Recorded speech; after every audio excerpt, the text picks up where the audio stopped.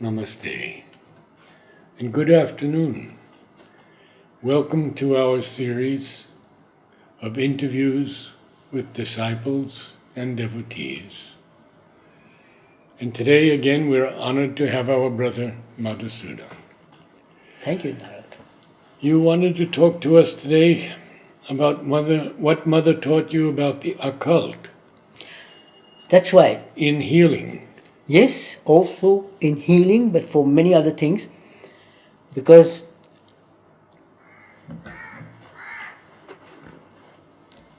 she was the person who explained to me what occultism is. And how it all happened is that I used to have certain premonitions, I thought they were premonitions, I thought they are wishful thinking or fictions of my mind about things that would take place or things that are taking place. One very clear example was, for instance, when my own biological father died. As you know, in my past interviews, I said I was brought up by the mother in the playground boarding, and then my contact with her on a daily basis for almost any time of the day. And there was very little contact with my father in that sense, because the main reason why she took me away from my parents was because my father and me, we could not get along. My father was a wonderful person, but he was a very powerful man, and he could not accept that a small boy with 5 or 6 years would argue with him about things that I did not agree with him. So that's why mother had taken me away from the family. So when he fell ill and he had to be taken to the Vellore hospital, it's an American hospital in Vellore, for an operation, none of my brothers or sisters volunteered to go with my mother to the hospital to look after her after the operation and so on, so that he's not alone. And for one reason or another, I, who had so little contact in that sense with my father, I said, no, I will go. And mother said to me, I went to mother and I said, Mother, my father is going to the hospital for operation and I would like to accompany him. And she says, yes, my son, it's correct. Very good. Go, my son. So I was there with my mother, my father. He was operated. Nobody thought that he would not survive this operation or later on from this operation die, because he lost too much fluid. I knew the reason I said I wanted to go is that I was absolutely sure that my father would not come back, that he will pass away, that his time has come. And when he did pass away, then I had the guilty feelings that perhaps was it my wish, because we were at odds, but I never hated him and he never hated me. And I know that on his deathbed I asked my mother to go away because his suffering was very heavy, because he could not breathe or he could not take enough oxygen. But he was holding my hand very tight. He gave me the family ring and he said, my son, if you think I did not love you, you are totally wrong. You are the only son in this family I know who is worthy of being called my son, he said. And I have always loved you, even though we were at odds, because you are a very strong mind, but that's very good. Be that. And I knew that you are always right. And he said that lying in the bed. Lying in the bed, and he had put this family ring with 12 diamonds and an emerald in the middle, and he had put it on my hand, and he was squeezing my hand so tight that it was hurting, the ring was hurting my fingers. And he says, I'm proud of you. I know you're the only one I can count on in this family. And though this ring should go to the eldest son, the first son, you are the one who deserves it. And there were other things he also mentioned and so on, but irrelevant. He passed away, and I felt, was it me, my wishful thinking or something? Because I was very young. I was only 19, I think, at that time. So I spoke to the mother. And mother had even before that told me a lot of things about healing with my hands and all that. But when I talked to her about this, I said, Mother, is it my thoughts that brought about his... Oh, no, my son. She says, no, not at all. Then I said, then what was this? She says, because, my son, you have occult powers with which you are born, through which you can see things that your eyes don't see. And so I said, what does occult mean? And she says, my son, anything that you can't see with biological eyes is occult. And all energies are occult. And the most powerful energy in the cosmos is the divine, the soul. And love that comes from the soul is a product of the soul. So these are very powerful energies. And and these energies can see other energies. Only an energy can recognize an energy. And in that sense, your biological or anatomical eyes can see material objects, molecular objects, physical objects, or people, or persons. But this occult energy sees things that are not molecular, meaning also events that are to come, things that are going to happen. And she says, you are born with it. I have brought you, as you know, I have told you before, every time I've come, I've brought you with me to do my work. And this is part of it, and you did the right thing to go with him because he needed to speak to you. And you needed to also understand him and meet him. And when I said that he has given me this ring, should I give it to my eldest brother? She says, no, never, my son. And she said this virtually, word by word, no, he does not deserve it. You have to keep it. She always addressed you as mon fils. Mon fils, or fiston, when she would call me, I knew I was in trouble. She would say, fiston, she would do like this with her finger when she would see me. And I knew I was in trouble because she would. And this is when it all started. And it started also before, as I said, when I used to hit children and so on, when I was a little boy, that she says, no, your hands are for healing.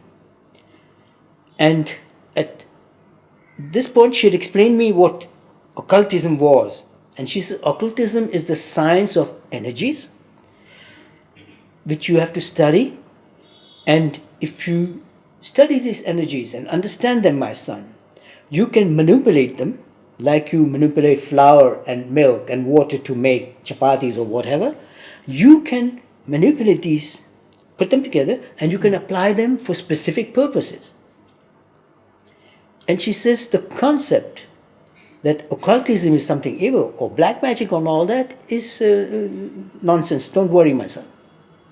Occultism is truly something very special. It is very spiritual because it is related to the spirit.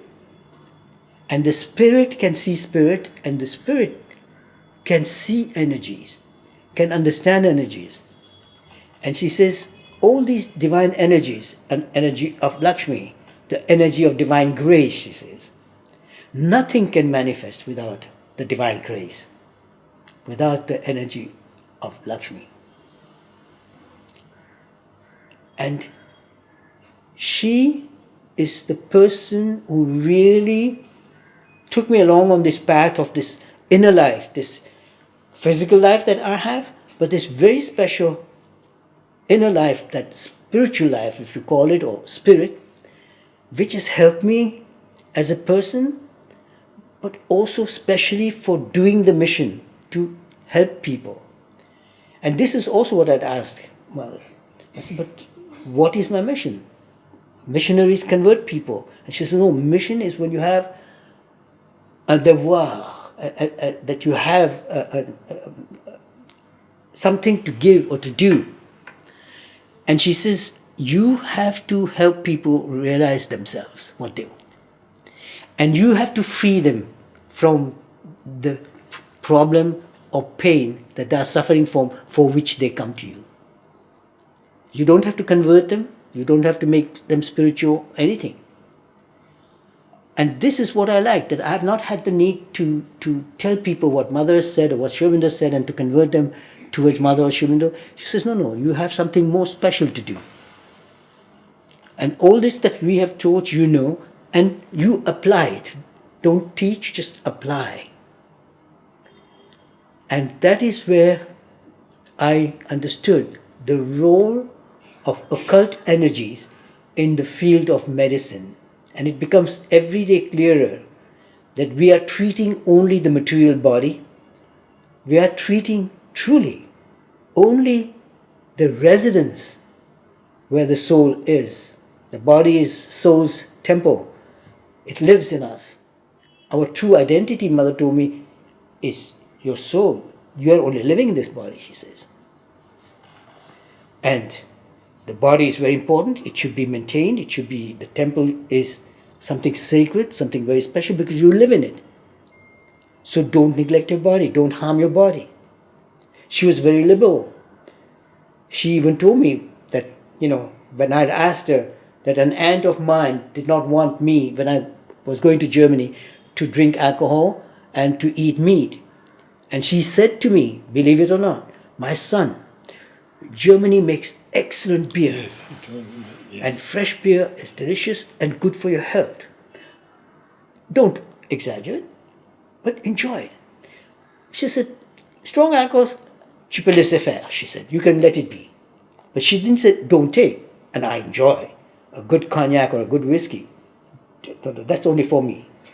That's not what I'm asking people to do, but I do enjoy it, and it's the truth. I don't feel guilty about it. You had told me what Mother told you about sex also. Yes, Mother never stigmatized me for my sensuality. And I was very vital, I was very dynamic, I enjoyed music, I enjoyed playing and everything. And then when this point came that I started getting involved, she then explained to me, and she says, no, sex, and when I had my first encounters, and this was in Germany and so on, and she said to me, my son, oh no, she says, sex is what you do, comes from also from the soul, because love comes from the soul. And she says, the concept, which now is really become a kind of I would say, something false, where Catholicism says that you can't have intimacy unless you are married, even to the point that only if you want children and all that. That, she says, is misinterpretation of religions and so on. But the true fact is that it comes, people are drawn to each other by love, and therefore it is an expression of love that the divine created for the procreation, she told me. Because otherwise nobody would be there, or everybody would die. But she says it's not something that should be used for exploiting. So as long as you don't hurt yourself, and you don't overdo, and you take care of your health, physical health, for hygiene and so on, and as long as you don't hurt somebody's feeling through your sexual approach and all that, that's perfectly all right, she says. Now, if I'd said this at that time to my colleagues here in the ashram, I'm sure they would have stoned me to death, saying it's heresy. Mother would never say something like this. This is false, and that I'm telling something like so. I never spoke about these things before. But I have nothing to hide, and I am like any other human being. And as I said, I enjoy good things, including alcohol, but I don't exaggerate. Mother told me, take care. Same thing about meat. She says, you are very thin. You should eat meat. In the ashram at that time, it was all pure vegetarian. And she says, see, now you can see how Mother individually helps people. There is the mass message of Mother and Aurobindo for the whole world, but then there is also things that they give each person. And I'm sure she gives something different to other child or so on. But to me, this is my privilege that she helped me evolve.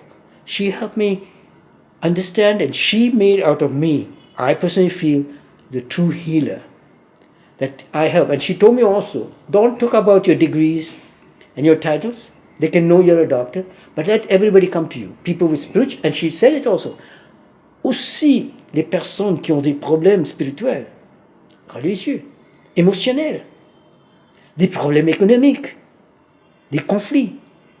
So, believe it or not, even politicians come to me.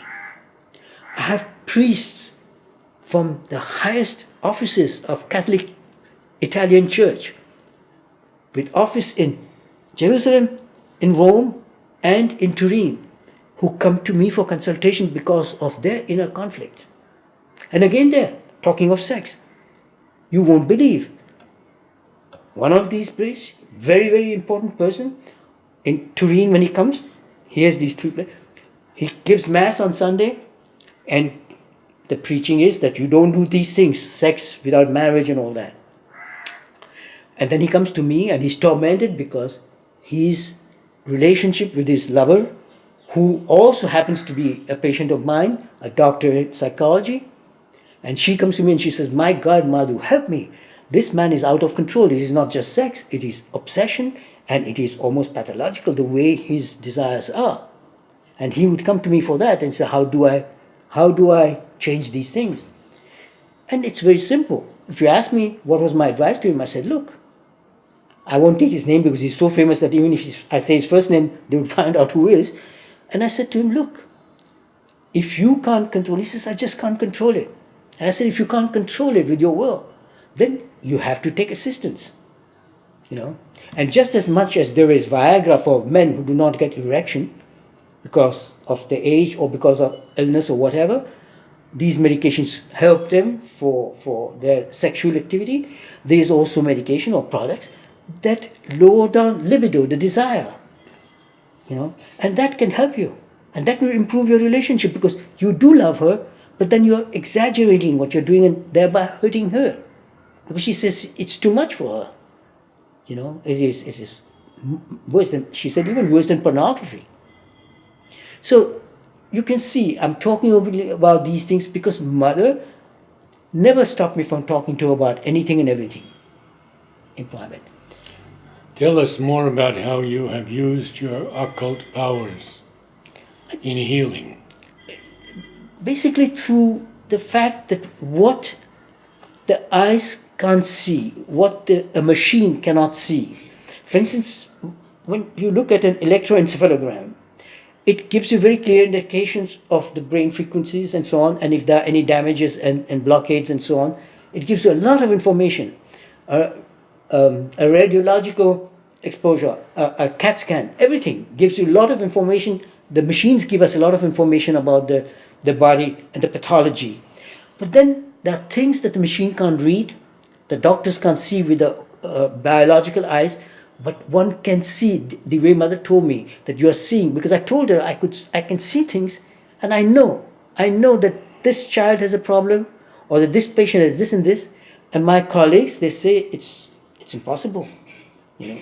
So for instance, honest to God, I've been taken to people who have been in coma. But the people who took me, they believed that the wife of this man, who was a florist, a heavy, strong person, he fell from a ladder from first floor onto the asphalt. He was giving a Christmas tree to his wife who was on the balcony, and he was on a ladder from the street up onto the balcony, and the ladder slipped and he fell. And this guy used to play soccer. He was a strong, heavy, big, well-built man. And he fractured his skull. He had several other fractures. There was blood coming out of his ears, mouth, everything. He was in coma. And the doctors, when I went, they told me, let's see what happens. If this guy is lucky, he will die. And we know that accidents of that type, it's better for the patient to die than to awaken and be a cripple. And in that particular hospital where he was, there were 4 beds. And when you look at the 3 others where there were totally crippled people, they can't even wipe their own nose. That's not life, not at least for me. Anyway, he was in coma. The doctors said they doubt very much based on what they've seen. And they are almost certain that it's only a question of time and he will die. Because they are feeding him artificially, breathing everything. And I came and I said to his wife, no, he will not. He will recover. Because you can see the soul is where the life depends. When the soul leaves the body, then the body dies. Now when the soul, and I think, could you mention something about soul, being able to see soul and all that in human unity? One can see it. I can't explain it to you. How to explain something that you can't weigh, you can't measure, you can't smell, and you can't see with your biological eyes. How do you explain it? I don't know. And I don't care to. I said, because it's an energy. The soul is the most powerful energy, Mother told me. C'est l'énergie et la connaissance le plus haute qu'il y en a sur cette terre, mon enfant. Dans le cosmos, dans l'univers. C'est vraiment l'énergie qui est dominante. Mais le problème est que... The problem is that human beings depend more on what they can touch, smell, eat, taste, bite, hit, or kill. And through the eyes of the soul, through this energy, you can see energy. And you can also ignite, awaken, assist this energy. If I can assist your blood pressure, I can assist your oxygen flow through artificial means. I can even more easily assist to ignite your dormant energies and even elevate the soul as an ally. This energy that comes and that somehow revives this energy, and we know that now this energy is there, it won't go. This person will not die. And every time you can ask my wife, she's a testimony to all this. That's why she insists that I should write about all these cases, because she said it will be a hit for people because it's so exciting, the stories that I have to tell about different type of patients and so on. And honest to God, this man, for over 3 months, he was in a state of coma. He awakened, and today he plays soccer, he does all his activities. There's not even the slightest sign of any damage to his body. And even for me, that's surprising, with the injury that he had, the physical injury that he had. And now see, this is the miracle of it. We, as medical doctors, were judging his fate or his chances of surviving on his physical damage and physical condition. But we were not looking at the most essential part, the energy within. Not because this house has been bombarded that the people in it are all dead. You might be still there, perhaps hiding under the bed, or perhaps in a sheltered corner. And so is this also, that the body can be terribly injured. But if that life energy, the divine energy in us, the divine in us, not the divine energy, it's the divine, is there, all it needs is somebody who helps assist to get the body back in shape, and then it retakes everything. So we as doctors are very important that we medically treat the body also. The injuries have to be treated. If the blood keeps flowing, even Jesus Christ died because he lost too much blood. His injuries were, in that sense, minor. If it is true that he was nailed to the cross, but he lost a lot of blood, no fluid, and no food. So the body could not survive. And God left the body. So how did you treat this gentleman? This was exactly that. Every day I went, his wife would insist. She would even, if she could not pick me up, she would send a taxi. Every day I went to him. Every day, I always, and Shrima had told me, mon enfant, touche les gens. Touch people. Give love through touch. Ambrose, hold people, secure them, transmit to them this soul energy. And you will see how well they feel, how quickly they recover. Because I had experienced this with the mother, that she would hold me tight in her arms. As a child, I remember when she told my parents that they don't know who I am and they don't know how to educate me. She was holding me, I had my head on her lower belly.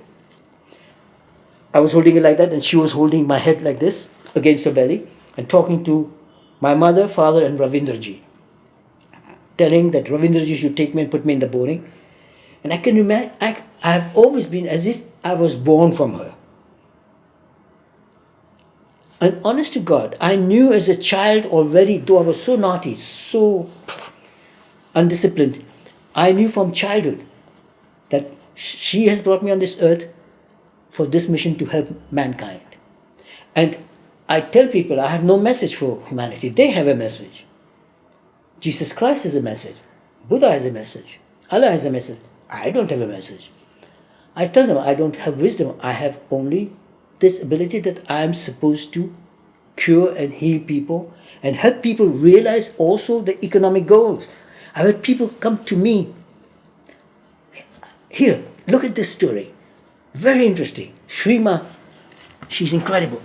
This young man comes to me in my office in Berlin. At that time I had a practice in Berlin. And he says he came from a very big city in Germany that I will not mention because you can easily find out who this man is. He says, I come from this particular city because I heard about you through others that you've heard. And he was well dressed, good looking, very handsome man, German, 26 years old. And he, I saw, would not look at me in my eyes straight away. He was sort of very timid. I could see that he is timid. And then he sat down. I said, what can I do for you? And he says to me, you know, doctor, I have a secret. And I like to joke. And I said, oh yeah, you killed your mother-in-law. And he started laughing. No, I didn't kill anybody. So I said, what's the secret? He says, it's a secret that nobody knows. Not my wife, nobody knows. I said, what is it? He says, I'm 26 years old. I can't read and I can't write. And I said, my God, then how do you survive? And you're well done. He said, I work as an assistant for delivering packages for UPS, United Parcel Services, something like that. And my colleague tells me, take that parcel to that door and so on, and I do, and I earn, and I feed I have a small daughter, 2 years old, and I'm married. So I said, then what do you want me to do? Because I am not a teacher of languages. No, he says, no, I know, but I want you to help me. So I said, yes, how? What do you want? Tell me. And this is basically ask my patients, what do you want? What is it that I can do for you? So he says, I know exactly what I want. I said, fantastic. What is it? To be able to read, to be able to write. Anything else? Yes, something very important. I want to be rich. I want to be economically rich. I want to be wealthy. I said, that's interesting. Do you know how? He says, yes, I would like to have my own transportation company. Trucks that transport people when they move from one house to another and so on.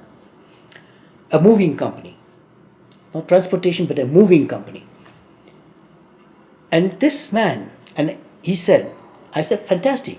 I'm very happy that you know exactly what you want, because most of the time people are not quite clear. They know approximately, but he knew exactly. And I said, surely, why not? This man came regularly. He never missed an appointment. He was never a minute late, and he came from a big city. He used to spend a lot of money. He insisted, and my rule was, hey, look, you have children, your child to feed, you don't have to pay my fees, I'll still help you. But the contract is that if you come to me, I give you my time, you pay or not, you have to realize what you wanted from me. Because I can't do it for you. You have to do it. I'll show you how. I'll give you the information. This man came regularly to me. You know, when we moved from Berlin to Sardinia, because we bought a home in Sardinia, 2 of his trucks moved us from Berlin to Sardinia. These trucks were painted and decorated and arranged exactly as he had described them in his vision when I did sessions with him, because I asked him to visualize exactly what he wanted. Then he was materializing like an architect does for his building and for this chair and so on. He materialized his project at an occult level. First he got it fixed there in an occult level as an energy, and then it manifested because he did systematically. He can read, he can write. He's one of the 2 largest moving companies in that huge big city in Germany. And he's rich, he's extremely kind. He had invited my wife and me to come and be their guest, and he showed me. What he showed me was exactly what he had talked to me about when we were visualizing his company. How the trucks in the morning get out of the parking lots from left and right, and everything was as he had visualized it. Like an architect when he visualizes this building. And what is this? How did I know that he can do it? He knew. And I could see when he came to me, that he can do it, and he will do it. And the interesting thing is that I think people come to me who already know that they are going to succeed. That's why they succeed. Why is it that I can't remember of anyone who has come to me and did not achieve what he wanted to? It can't be on me. How do you psychically work on him? Very, very well. Because he too would insist with me to do this session, what they call in German this energy session, where I touch and I say, I want you to now be in yourself, because I want you to become conscious of you as a being living in your body. You are not the body. You are this being. You are this soul. You are this energy. And this energy has unending knowledge and everything. So that's why you are succeeding. That's why you can read. That's why you can write. It's not your body. Your body is just a tool. You're living through it. You're experiencing it through your brain. But the brain is a molecular mass. It's just soft tissue. But it is the soul. So he would. And I said, when you're there, you're quiet. I want you not to think of your project. Not to absolutely not. No, go within yourself and feel that you're just light, and then that you are absolute. There is in yourself, you're totally absolute. There is no bones, no muscle, no organs. It's just this total silence, this light. And I call this divine serenity, divine peace, and this divine state of being, that you feel, and this divine light that you. And people are helped when you do it, and while you are doing, when you touch them, somehow it sort of ignites. It's like connection, that when you switch that on, the two connections come together and the light comes on. And that's what happens, that this is like a power generator, the energy, my soul, this energy within me that ignites and uplifts his energy. We have measured that even the immune system and everything goes up. I talked to you about hormones and all that. And this is unbelievable what we can do and that's why I won't be surprised that one day the process of spirituality will become very short and very fast and very efficient through the understanding of a human body, how it functions, and through the understanding how soul and body can react to each other. That the soul becomes the driving energy of the body. That is what I think Aurobindo calls this inner consciousness. And I've also done diagrams of what is this, what Aurobindo calls psychic being, where, when the body and soul are coming always closer together and transforming, the soul is transforming the body into a living organism that's conscious and not just an existing element, unconscious, alive but not conscious, inwardly conscious. So touching, holding, and we know this.